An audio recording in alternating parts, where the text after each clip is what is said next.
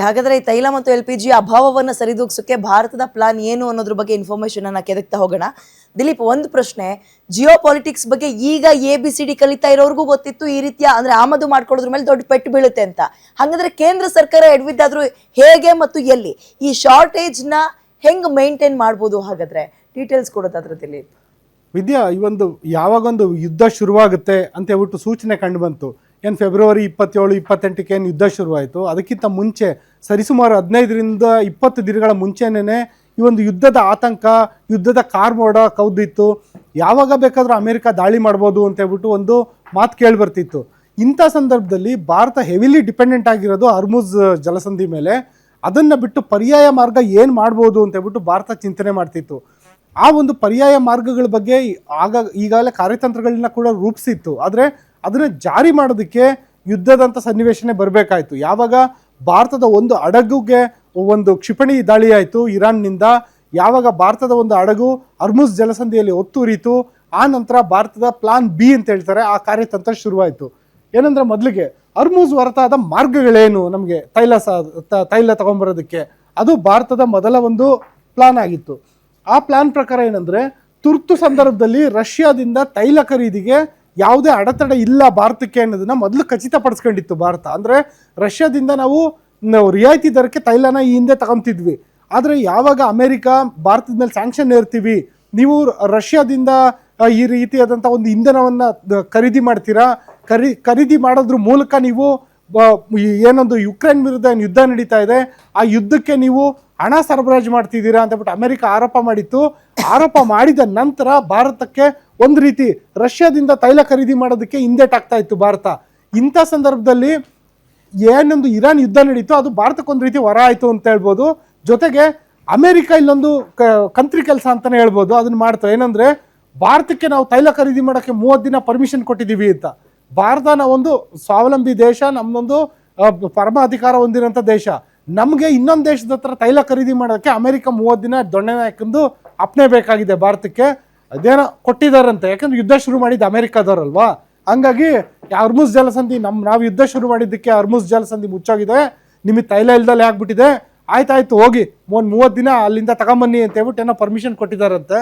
ಹಾಗಾಗಿ ಇವಾಗ ತಕ್ಷಣ ಸಂದರ್ಭದಲ್ಲಿ ರಷ್ಯಾದಿಂದ ತೈಲ ಖರೀದಿಗೆ ಭಾರತಕ್ಕೆ ಅಡೆತಡೆ ಇಲ್ಲ.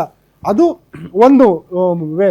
ಇನ್ನೊಂದೇನೆಂದರೆ, ಭಾರತ ಅಮೆರಿಕಾದಿಂದ ಮತ್ತು ಪಶ್ಚಿಮ ಆಫ್ರಿಕಾದ ನೈಜೀರಿಯಾ ದೇಶದಿಂದ ಮತ್ತು ಅಂಗೋಲಾದಿಂದ ತೈಲ ಖರೀದಿ ಮಾಡ್ಬೋದು, ಪೆಟ್ರೋಲಿಯಂ ತೈಲನ. ಅದೊಂದು ಆಪ್ಷನ್ ಇದೆ ಭಾರತಕ್ಕೆ ತೈಲ ಖರೀದಿ ಮಾಡೋದಕ್ಕೆ. ಜೊತೆಗೆ ಏನೊಂದು ಲ್ಯಾಟಿನ್ ಅಮೆರಿಕಾದ ವೆನೆಜುವೆಲಾ ಮತ್ತು ಬ್ರಿಟನ್ನಿಂದಲೂ ಬ್ರೆಜಿಲ್ನಿಂದಲೂ ತೈಲ ಖರೀದಿ ಮಾಡ್ಬೋದು. ಈ ಎಲ್ಲ ತೈಲಗಳನ್ನು ಭಾರತ ಒಂದೇ ಸುಯೇಜ್ ಕಾಲುವೆ ಮೂಲಕ ತಗೊಂಬರ್ಬೋದು, ಅಥವಾ ಕೇಪ್ ಆಫ್ ಗುಡ್ ಹೋಪ್ ಅಂತ ಏನು ಕರಿತೀವಿ ದಕ್ಷಿಣ ಆಫ್ರಿಕಾ, ಅದನ್ನು ಸುತ್ತಾಕೊಂಡು ಭಾರತಕ್ಕೆ ಈ ಒಂದು ತೈಲವನ್ನು ತರ್ಬೋದು. 2 ಆಪ್ಷನ್ ಇದೆ. ಹಂಗಂತೇಳಿ ತರ್ಬೋದು ಅಂದಿದ ತಕ್ಷಣ ನಾಳೆನೇ ತರೋಕ್ಕಾಗಲ್ಲ, ಹಡಗುಗಳು ಹೋಗ್ಬೇಕಾಗುತ್ತೆ. ಜೊತೆಗೆ ಅಲ್ಲಿಂದ ತರೋಂಥ ತೈಲವನ್ನು ಸಂಸ್ಕರಣೆ ಮಾಡೋಂಥ ವಿಧಾನಗಳು ಬೇರೆ ಇರುತ್ತೆ. ಯಾಕೆಂದರೆ ಗಲ್ಫ್ ಕಂಟ್ರಿನಲ್ಲಿ ಸಿಗೋಂಥ ತೈಲದ ಗುಣಮಟ್ಟ ಮತ್ತು ಅದರ ಸಂಸ್ಕರಣಾ ಮಟ್ಟ ಬೇರೆ ಇರುತ್ತೆ. ಮತ್ತು ಬೇರೆ ದೇಶಗಳಿಂದ ತರುವಂಥದ್ದು ತೈಲದ ಒಂದು ಸಂಸ್ಕರಣೆ ಮಾಡೋವಂಥ ರೀತಿ ನೀತಿಗಳು ಬೇರೆ ಇರುತ್ತೆ. ರಷ್ಯಾ ತೈಲ ತುಂಬ ಜಿಗುಟು ಅಂತ ಹೇಳ್ತಾರೆ, ಅದನ್ನು ಸಂಸ್ಕರಣೆ ಮಾಡೋದಕ್ಕೆ ಸಾಕಷ್ಟು ಶ್ರಮ ಮತ್ತು ಒಂದು ಇಂಧನದ ಅಗತ್ಯತೆ ಕೂಡ ಇರುತ್ತೆ. ಹಂಗಾಗಿ ತೈಲ ಸಿಕ್ಬಿಡುತ್ತೆ ಅಂದ ತಕ್ಷಣ ನಾಳೆ ನಾವು ಎತ್ತಾಕೊಂಡು ಬಂದ್ಬಿಡೋಕ್ಕಾಗೋದಿಲ್ಲ, ಆದರೆ ಸಿಗುತ್ತೆ ಅನ್ನೋದೊಂದು ಆಪ್ಷನ್ ಅಂತೂ ಇದೆ ಭಾರತಕ್ಕೆ.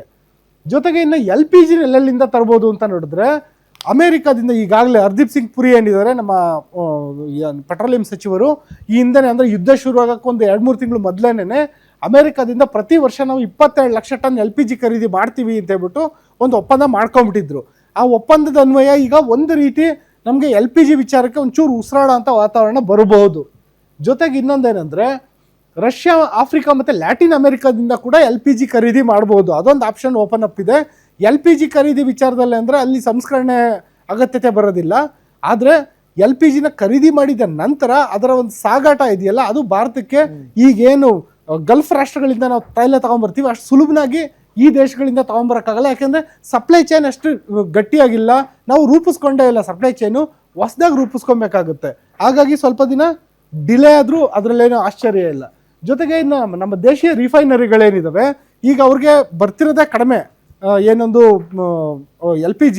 ಆ LPGನ ಕೂಡ ಯಾವುದೇ ಕಾರಣಕ್ಕೂ ನೀವು ಅದನ್ನು ಲಿಕ್ವಿಡ್ ಪೆಟ್ರೋಲಿಯಂ ಗ್ಯಾಸಿಗೆ ಮಾತ್ರ ಬಳಸ್ಕೊಳ್ಳಿ, ಪೆಟ್ರೋಕೆಮಿಕಲ್ಸಿಗೆ ಬಳಸ್ಕೊಬೇಡಿ ಅಂತ ಹೇಳ್ಬಿಟ್ಟು ಕೇಂದ್ರ ಸರ್ಕಾರ ಆದೇಶ ಮಾಡಿದೆ. ಅಂದರೆ ಪೆಟ್ರೋಕೆಮಿಕಲ್ಸ್ ಉತ್ಪಾದನೆಗೆ ಏನಾದ್ರೂ ಮುಂದಾಗ್ಬಿಟ್ರೆ ಅವಾಗ ದೇಶೀಯವಾಗಿ ನಮ್ಮ LPG ಗೃಹ ಬಳಕೆ LPGಗೆ ಹೊಡೆತ ಬೀಳುತ್ತೆ, ಕೊರತೆ ಆಗುತ್ತೆ. ಹಾಗಾಗಿ ಪೆಟ್ರೋಕೆಮಿಕಲ್ಸ್ ತಂಟೆಗೆ ಹೋಗಬೇಡಿ ಸದ್ಯದ ಮಟ್ಟಿಗೆ. ಈಗ ಏನಿದ್ರು ಬರೀ ರಿಫೈನರಿಗಳಲ್ಲಿ ನೇರವಾಗಿ LPG ಮಾತ್ರ ಉತ್ಪಾದನೆ ಮಾಡಿ ಅಂತ ಹೇಳಿದ್ದಾರೆ. LPG ಮಾತ್ರ ಉತ್ಪಾದನೆ ಅಂದರೆ LPGನ ಉತ್ಪಾದನೆ ಮಾಡುವಾಗ ಪ್ರೊಫೈನ್ ಮತ್ತು ಬ್ಯೂಟೈನ್ ಅಂತ ಹೇಳ್ಬಿಟ್ಟು 2 ಅನಿಲಗಳು ಬರ್ತವೆ. ಆ 2 ಅನಿಲಗಳನ್ನು LPG ಉತ್ಪಾದನೆಗೆ ಮಾತ್ರ ಬಳಸ್ಕೊಳ್ಳಿ ಅಂತ ಹೇಳಿದೆ, ಪೆಟ್ರೋಕೆಮಿಕಲ್ಸ್ಗೆ ಬಳಸ್ಕೊಬೇಡಿ ಅಂತ ಹೇಳಿದೆ. ಅಂದರೆ ಪೆಟ್ರೋಕೆಮಿಕಲ್ಸ್ಗೆ ಬಳಸ್ಕೊಬೇಡಿ ಅಂತ ಹೇಳಿದ ತಕ್ಷಣ ಸಮಸ್ಯೆ ಬಗೆಹರಿಯುತ್ತಾ? ಇಲ್ಲ, ಅದು ಬೇರೆನೇ ಇನ್ನೊಂದು ಹೊಸ ಸಮಸ್ಯೆ ಹುಟ್ಟಾಕುತ್ತೆ. ಅದೇನು ಅಂತ ಮುಂದಿನ ಹಂತದಲ್ಲಿ ನೋಡೋಣ Vidya. Yes thank you Dileep ಡೀಟೇಲ್ಸ್ಗೆ.